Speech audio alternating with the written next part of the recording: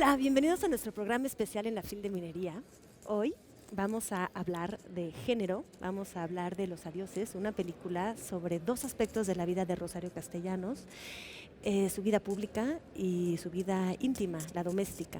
Para ello tenemos el gran gusto y honor de contar con Natalia Beristain, la directora de la película, y la actriz Karina Gidi, una gran favorita del público mexicano. Es increíble tenerlas aquí, muchas gracias por hablar de esto. Un placer. Gracias a ti. Oigan, pues directo al tema. ¿Dirían ustedes que Los Adioses es una película feminista? Yo diría que sí. Como que siento que no hay manera de darle la vuelta. Estamos hablando de... Es un personaje femenino central, con una temática de género absolutamente inscrita en la época de Rosario Castellanos, pero que toca o resuena en las mujeres del día de hoy, creo. Y además la cantidad de mujeres que participaron en roles muy importantes, bueno, delante de la cámara obviamente, pero también detrás, en la fotografía. Que es mucho menos frecuente. Sí, no suele ser usual que, por lo menos lo que fue aquí, que era más o menos la mitad del crew, y no solamente, o sea, además de la mitad del crew, las cabezas de departamento, Dariela Ludlow, la fotógrafa, Ana Terrazas, la vestuarista, María José Córdoba, productora, en fin, como que había un equipo de mujeres también tomando las decisiones. Súper. A ver, Rosario Castellanos era escritora, ella fue feminista en su tiempo en los libros. Ustedes son artistas, actriz, directora, estamos hablando de una película. ¿Ustedes creen que es el arte el mejor terreno para sensibilizar o llevar la lucha feminista? ¿O cómo se posiciona con las otras maneras, la calle, los institutos, ¿no? Y mujeres? ¿Qué lugar ocupa el arte dentro de toda esta movida, digamos, panorama? Creo que históricamente puede ser más viable que entre por ahí, digamos, o que puedan entrar por ahí las lanzas hacia la sociedad, porque es dinámico, porque tiene muchas formas y muchas presentaciones, ¿no? Hay algo relacionado con la creatividad y con la imaginación y con distintas formas de presentarlo que creo que lo pueden hacer como un transporte, como que el arte fuera un medio de transporte del feminismo, que tiene muchos lugares por donde llegar, ¿no? Con la música, con las artes visuales, con las artes escénicas, con la literatura, ni se diga. O sea, dices que llega como más íntimamente a la persona. Sí. Sí, yo creo que, sumando un poco a lo que dice Karina, es como, a lo mejor no lo entiendes, no hay un razonamiento, una lógica académica, erudita, pero entra por otros lados, entra por lo sensorial, por lo emocional, y siento que eso también es importante dentro de la lucha de género, ¿no? Por supuesto. A ver, vamos un poco al personaje Rosario Castellanos. Rosario Castellanos es una mujer, en cierto modo, privilegiada, es educada, viene de una familia acaudalada, ¿no? Digamos, del lado de los que dominan, viajó por el mundo, y sin embargo cae en esta trampa machista, ¿no? Dentro del hogar, ¿no? Entonces, la pregunta es, ¿incluso las mujeres independientes e informadas son víctimas de sus parejas, de los hombres de su familia? ¿Qué es entonces necesario para desmantelar este mecanismo? Si no es la educación. Pues es que el problema creo que es sistémico y que no está dirigido nada más a las mujeres educadas o no.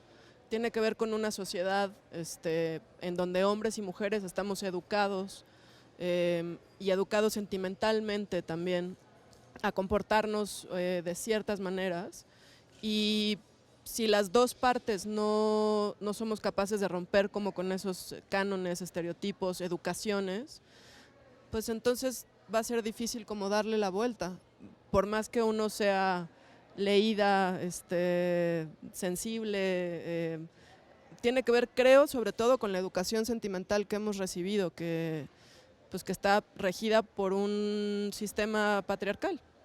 De dos partes. ¿Crees que la parte masculina, los hombres entre el auditorio, han habido regresos de masculinidades tocadas también por esta película?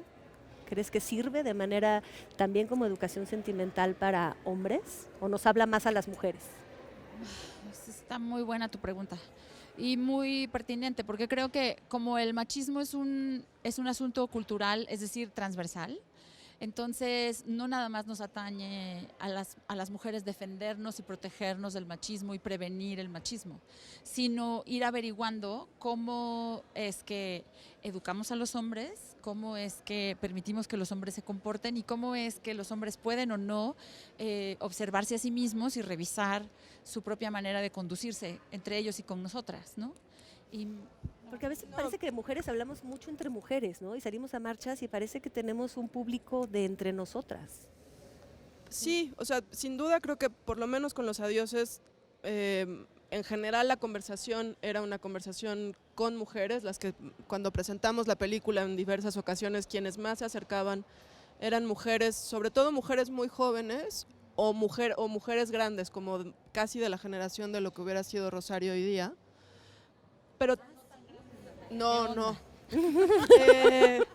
Pero también hubo como muchas, recuerdo, me llegó alguna vez un tweet de una chica diciendo que en el cine le tocó ver cómo una pareja salió gritándose en medio de la película y el chavo jaloneando a la chica en una cosa como violenta, violentado por lo que estaba viendo en la pantalla, ¿no? Entonces, pues sí, creo que se tocaron fibras que en general, pues quizá de las críticas que más nos llegaron eran de hombres arriba de los 50, hombres blancos, que rechazaban... Críticas malas, quieres decir. Las críticas malas, que rechazaban absolutamente la película y pues siento que para mí no era ninguna sorpresa que así fuera, Se ¿no? sienten amenazados, por supuesto, por una conciencia. La película en el extranjero se presentó mucho como el eterno femenino, ¿no? Eso me hace pensar, digo, esto viene desde el siglo, me parece, XVIII, ¿no? De Goethe, quien lo acuña. También es una obra de Rosario Castellanos, que hace parecer que esto va a ser eterno. O sea, esto de Rosario Castellanos quizás nos perturba muchísimo porque creemos que hemos avanzado mucho y sin embargo, ¿realmente hemos avanzado en lo doméstico o estamos repitiendo en el siglo XXI los mismos esquemas? O sea, ¿es eterno? ¿Va a ser eternamente así? Parece que son como las caricaturas, ¿no? Que corremos en nuestro mismo lugar. Yo pienso que tal vez haya más movimiento interno del que alcanza a percibirse de afuera, pero que sí sí quiero pensar, porque pues no solo porque soy mujer y tengo hijas y un montón de amigas, sino porque creo que es para donde tendríamos que evolutivamente movernos, porque ya no debería haber vuelta atrás. Lo que pasa es que viene de mucho tiempo, hay cosas que están como muy intravenosas, como para poder sacudirlas de un momento al otro. Y como todos sabemos, cuando empieza uno a poner límites en las cosas, en general o lo haces torpemente o el otro lo vive como una agresión, que pongas ese límite, o tienes que recurrir a la agresión o al aislamiento. Yo siento que estamos todavía en un proceso de ensayo y error. O sea, yo creo que sin duda no hemos llegado a la otra orilla, pero sí tengo una mirada como muy esperanzadora y creo que nos estamos moviendo para allá y que estamos también aprendiendo a darle el micrófono a las voces masculinas constructivas que puedan como apoyar y guiar a los hombres a cómo acomodarse en esto, porque también es un movimiento telúrico para ellos, ¿no? Y es la mitad de la población. Entonces no podemos hacerlo. Quizás es la crítica actual más potente, es el descuido a las masculinidades que deben de adaptarse de alguna manera, repensarse. Totalmente, pues un poco lo que hablábamos ahora, ¿no? Parece que la cuestión de género y que las cosas se muevan es trabajo exclusivo de las mujeres. Y mientras no entendamos que... Eso no se puede. Pues estamos acostumbradas también a que el trabajo sea de dos, pero eso pues ha demostrado que no lleva a ningún lugar bueno, ¿no? Yo justo el otro día, hace un par de meses, en una comida familiar, me peleé con mi padre a los gritos, cosa que no suele ocurrirnos mucho, pero tenía que ver con cuando Catherine Deneuve y como varias francesas reconocidas salieron un poco a denostar el movimiento del Me Too. Claro.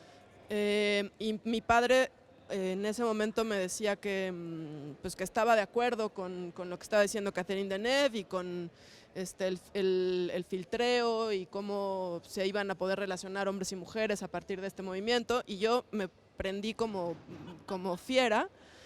Y el caso es que nos acabamos gritando, yo me fui, no fue muy buena tarde, pero una semana después me llamó y me dijo, ya entendí y tienes razón.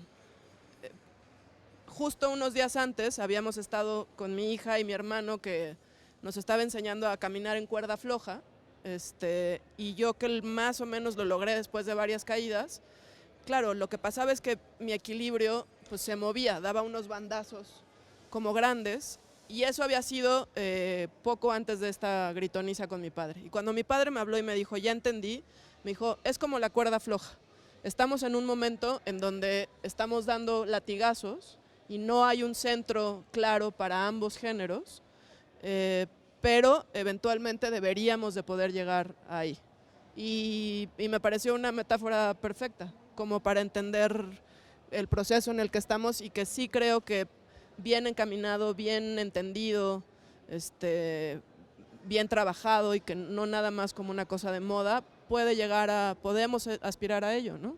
Luego vas a tener que aleccionarme a mí también, Natalia, porque yo cuando leí lo que leí del manifiesto de las francesas, también pensaba, estoy de acuerdo, porque hay una cosa antipuritanismo en lo que decían ellas, según yo entendí. Entonces, a lo mejor yo, igual que tu papá, lo entendí todo mal y necesito que me eches la mano. Yo lo que decía en ese momento es que lo que sentía que estaba pasando es que, o sea, yo creo que hay muchos feminismos, y que en lo que de alguna manera concuerdan todos ellos es que pues al final es un grupo buscando salir de la opresión. Pero hay muchos feminismos y muchas mujeres transitamos en unos o en otros, y siento que pues hay unos feminismos que son más privilegiados que otros, y que lo que estaba pasando en ese momento con las declaraciones de estas mujeres francesas es que opacaban o minimizaban un movimiento que también era importante, y que tenía una resonancia más allá de los privilegios de muchas de nosotras.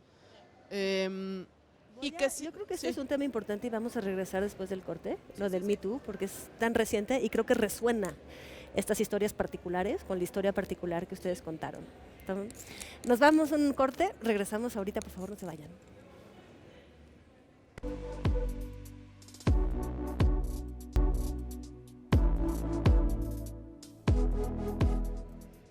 Estamos de regreso en La Fil de Minería con Karina Gidi y Natalia Beristain, hablando de Los Adioses, esta película de Rosario Castellanos, dirigida por Natalia, y cómo se relaciona tanto a los libros, a la lucha feminista y a lo que sucede hoy en día.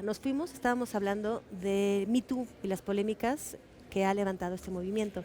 Y me pareció interesante comentarles, por eso quería regresar sobre este punto, que en este número de la revista tenemos una entrevista con Judith Butler, y le pregunta a Enrique Díaz, quien es el entrevistador, que ella cómo ve las diferentes luchas, por ejemplo, por un lado, estos movimientos colectivos como Ni Una Menos, ¿no? Y el otro, el Me Too, que son historias al final personales, lo que sucede justamente intramuros, que nadie puede constatar ni ver. No hay cuerpo tirado, no hay desaparición, es algo que nada más puede dar la persona que atestigua.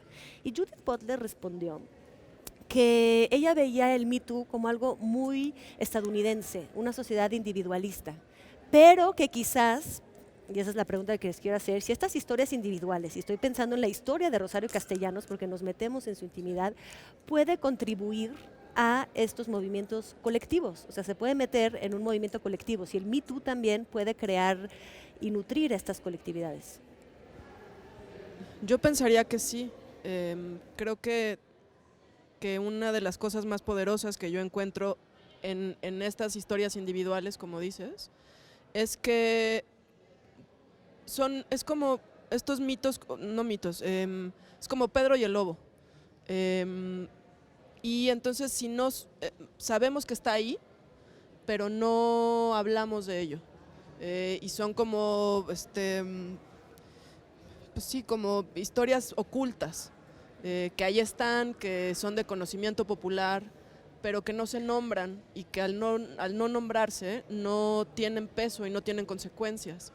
Y creo que, como decía, un trabajo bien llevado, bien trabajado, valga la redundancia, alrededor de estos temas, de estas historias personales, podrían abrir una conversación que hasta ahora siempre ha sido a puerta cerrada, ¿no? Y en donde además estamos acostumbrados a poner en duda la palabra de la mujer.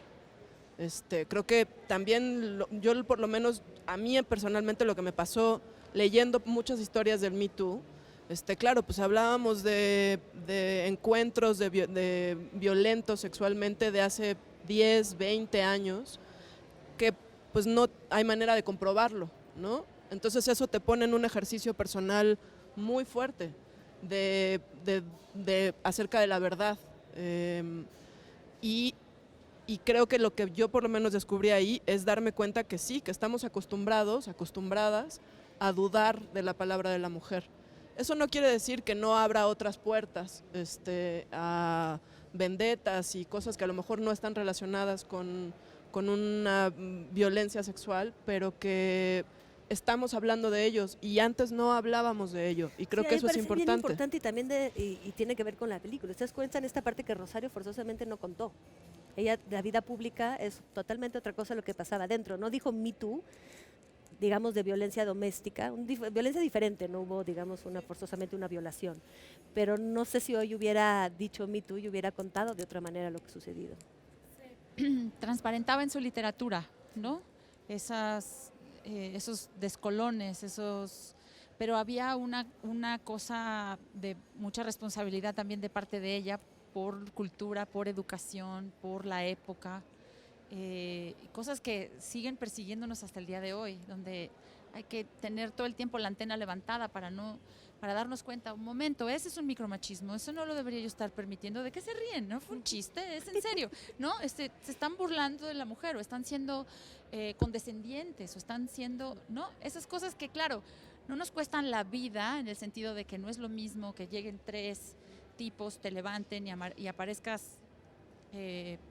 muerta en Tlaxcala o en donde sea. O sea, eso es, si apareces, ¿no? Ese es para el ni una menos ni una más, lo que decíamos. Pero que son cosas que sin duda dañan la autoestima, hacen una convivencia horrible y se perpetúan si no se analizan y si no se detienen a tiempo, y sí pueden acabar generando un montón de violencia y un montón de agresión. Muchísimo. Bueno, ella toma antidepresivos, ¿no? Hay la drogadicción permitida en la que ella cae, sí, y que se muestra muy bien. Es tú altera la percepción que tú tienes de ti misma, y eso, ¿cómo no va a afectar la forma en que vives la vida? Era una persona de muchísimo éxito exterior, ¿no? De muchísimo éxito, digamos, como escritora. No era el caso de su pareja, Ricardo Guerra. ¿Ustedes creen que el hombre del siglo XXI, nuestros hombres actuales, nuestras parejas, nuestros amigos, están listos para que su pareja, o sea, para que otras mujeres quizás sí, pero para que su pareja sea más exitosa que ellos profesionalmente? Yo creo que probablemente en el discurso algunos lo estén, en la realidad, sinceramente, lamentablemente creo que no. Creo que en general, así como una generalidad, creo que todavía no, pero también optimistamente creo que vamos para allá. O sea que hay que... Discurso, ¿no? El discurso público, o sea, realmente todo lo que sucede en la política no es lo que sucede en el ámbito de lo doméstico, donde no puede entrar y donde parece que es el mundo al revés a veces. Pues lo estamos viviendo hoy en día en la sociedad mexicana, ¿no? Cuando llegó el nuevo gabinete, había un gran júbilo compartido, creo, por de entrada hablo de mí, pues por ver una paridad en mujeres con puestos importantes, y de pronto resulta que con la Guardia Nacional querían eliminar todo tema de género. Ayer salió la noticia esta de los refugios para mujeres, que después se desdijeron, pero en fin, hay una cantidad de cosas que uno dice, como que ya no sabes por dónde viene. Dar bien, sí, es para como... la equidad que ya se sabe que es necesaria y que no suceden los hechos. Sí, es como se queda en las cifras, ¿no? Pues ya hay mujeres tomando decisiones. Pues no, sigue siendo un sistema que busca oprimir a quien pueda. Sí, el discurso dice incluyente, check, ¿no? Sí. Apoyando a las mujeres, check. Más mujeres aquí y allá, queremos ver mujeres por todas partes, check.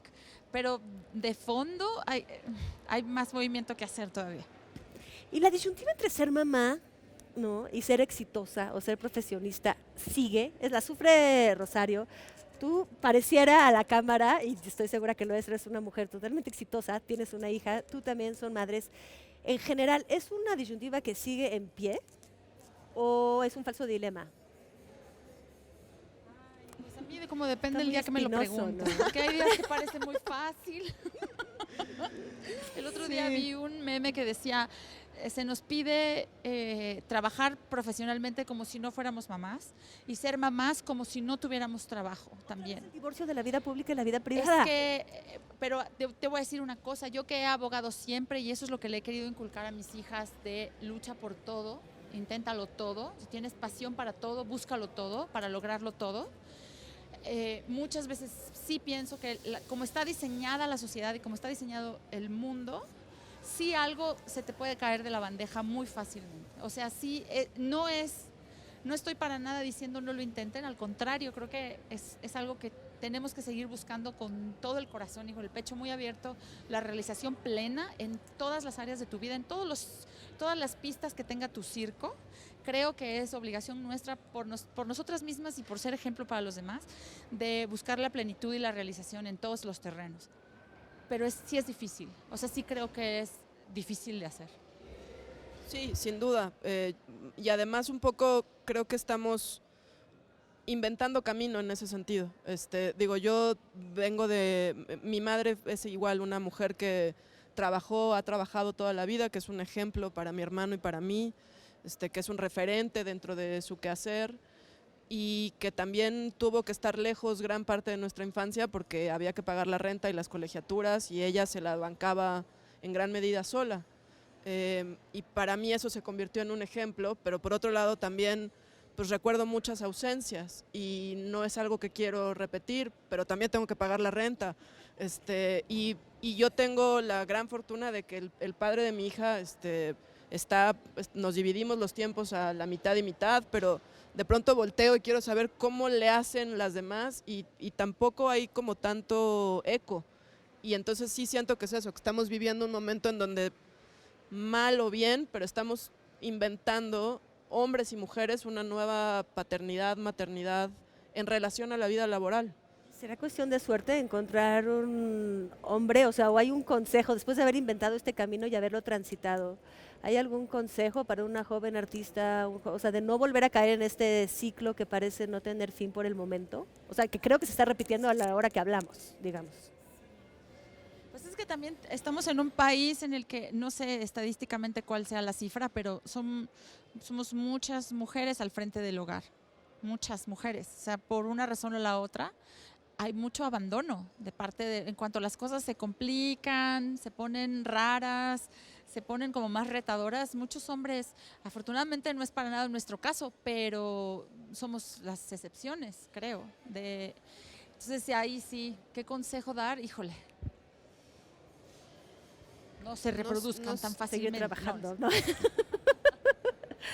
No, también tomarse un tiempo. Sí, yo creo que o sea, que por lo menos para mí ahora la clave ha sido como buscar el equilibrio. Lo que intento es nunca tomar un trabajo o pensar en un proyecto si significa estar demasiado tiempo lejos de mi hija. Ahora, pues también depende del día del mes, pues qué significa estar lejos de mi hija, pues cambia, ¿no? Pero es un trabajo constante y es un trabajo de día a día. Las necesidades de los críos van cambiando. Mis hijas ahora tienen 11, casi 12 y 16. Yo quisiera que me pagaran por estar cerca de ellas, porque pienso, estas mujeres van a ser dos chicas muy excepcionales, páguenme porque les voy a dejar en este universo dos niñas muy constructivas, muy creativas, muy listas, buenas personas. Estás tocando el tema del trabajo no remunerado. Pero claro, ese sueldo no existe. Entonces, en este momento, por ejemplo, estar cerca conseguir un trabajo que me permita estar cerca de ellas es más prioridad que en otros momentos. Oye, ¿y qué proyectos están ahora que tengan que ver con equidad de género? O incluso, digo, Judith Butler en el mismo número también dice, no hay lucha feminista real, sino también se importa por las luchas interraciales, ¿no? Antirraza, antitransfóbicas, ¿no? Anticlasistas. Y de hecho Rosario fue también una escritora anticlasista, trató de ver a los indígenas. Entonces, ¿están en algún proyecto ustedes ahora por la equidad o algunas de estas otras luchas?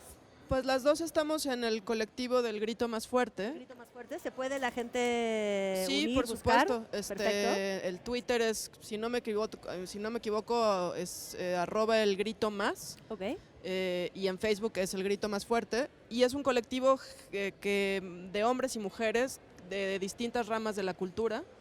Y pues digamos que un poco la premisa es, pues si tú te quieres aventar el clavado a algún tema, pues jalas a la banda que quiera ser partícipe, pero es lo que a ti te toca. Y hace justo un par de años, poquito antes del temblor de septiembre del 2017, ya se me mezclan los años, lanzamos un video sobre, pues como se llamaba Alerta Mujeres MX y era una serie de recomendaciones, consejos Fíjate, justo. para mujeres, para cuidarnos entre nosotras y nosotros, para estar alertas a distintas señales en la calle de pues cómo estar Es escalofriante lo actual que es todo y cómo Sí. parece que la actualidad en este sentido avanza tan lento. Sí, justo volvimos a sacar el video hace un par de semanas con todo el tema de las levantadas que hubo que hay perpetuamente en el metro en esta ciudad, ¿no? Sí, sí. Me Y sonó poco a eso. después, sí, fuimos a la marcha, yo llevé a mi hija, ahorita que llegamos al centro, llegó y me dijo, aquí vinimos a la marcha, ¿verdad, mamá? Ay, qué padre. Y me dio una emoción y una tristeza brutal al mismo tiempo, ¿no? Oye, voy a tener que interrumpir el programa porque es tiempo. Yo sé que tú estás, por ejemplo, en TV UNAM Mujeres en el Cine. Sí, ¿Nos das un segunditos de esto muy rápido? Ser mujer en el cine mexicano se llama y es hablar de nuestro oficio como cineastas, pero desde una perspectiva de género, porque sí tenemos una mirada distinta y porque hay cosas de las que hay que hablar, que no hemos hablado, que nos ocurren y que me parece importante mostrar esa como empatía y ese deseo de que las historias se cuenten, que sepamos dónde estamos en ese terreno. Muchísimas gracias. Muchísimas gracias a Mil las gracias. dos por venir al programa de La Revista. Muchísimas gracias a todos ustedes. Que tengan un excelente fin de semana. Pueden buscar Los Adioses. ¿Dónde están Los Adioses ahora? Está en varias plataformas digitales, está en Amazon Prime, está en YouTube, está en Google Play. Bueno, en su tweet favorito y los libros de Rosario Castellanos aquí en la Filminería, así como la revista. Muchísimas gracias y nos vemos la próxima semana.